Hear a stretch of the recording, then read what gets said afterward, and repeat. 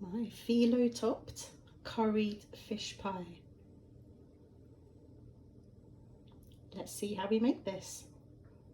So start with heating your pan up and adding a couple of tablespoons of oil and let that warm up. The oil has turned shimmery, add in 1 teaspoon of mustard seeds. Cook them for a little while until they start to pop. Once the popping calms down, add in 1 sliced onion and cook the onion until soft.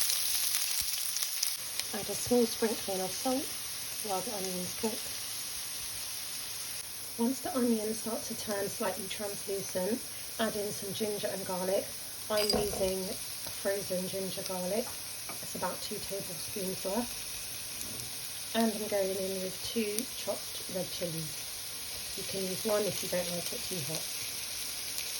Okay, so as you can see, the ginger and garlic has broken down completely, and we're going to add some dry spices now. So I've got here half a teaspoon of turmeric, half a teaspoon of red chilli powder, about 3/4 teaspoons of salt, and 2 teaspoons of curry powder. And we're just going to mix that through and cook the spices for a couple of minutes. So the spices were cooking for a couple of minutes just to release their oils, but not until they burn. I've now added about 2 tablespoons of plain flour because we're going to start the process of a roux. I'm just going to give that a little stir and let that cook out for a couple of minutes before I add the milk. Okay, I'm going to start adding the milk little by little, and I'll show you how that looks once I've started to whisk it through. So look at that lovely colour, the spices have just released, and it smells amazing. It smells really, really nice. So I'm just going to keep adding some some milk, basically until I've got the desired consistency and amount of roux that I want, and then we'll go in with adding the vegetables and the fish. Okay, so the sauce is ready, and I'm going to start adding the vegetables in now. As you can see, it's like got a lovely consistency, kind of staying clinging to the spoon as well. I used about 600 millilitres of milk.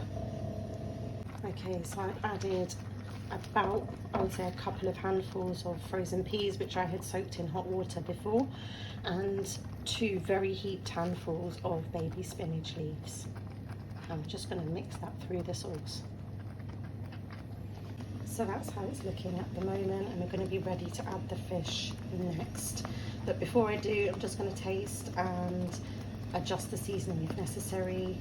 This is a good time to do it before you add the fish. So I've got here some fish pie mix, and there's some smoked haddock, there's some cod, and there's some salmon. I'm just going to go straight in with it. The fish is going to cook in minutes, so we're not really going to cook this. We're just going to fold it through the sauce, and then it's ready to go into the oven pan.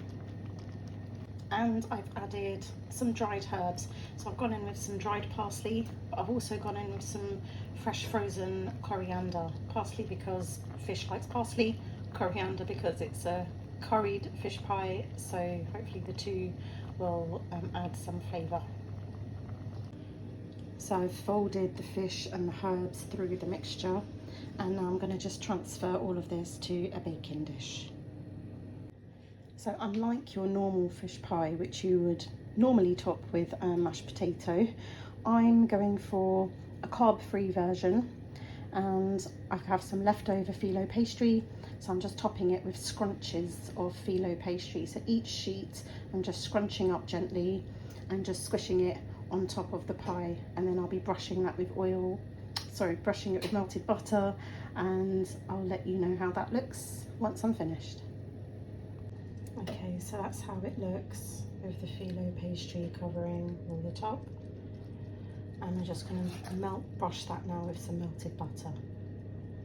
Okay, so the butter has been brushed all over the filo, and that's now going to go into a preheated oven at 180 fan for about 15 minutes to half an hour until it's golden brown. Okay, so this is ready. It's just come out of the oven. It's looking lovely and golden, and it's nice and crispy on top. They're going to tuck into this soon so you can see what it looks like inside. Look at that. Lovely curry fish sauce, topped with crispy, crunchy filo pastry, and served with some stir-fried broccoli. Perfect dinner for these cold, cold, freezing nights.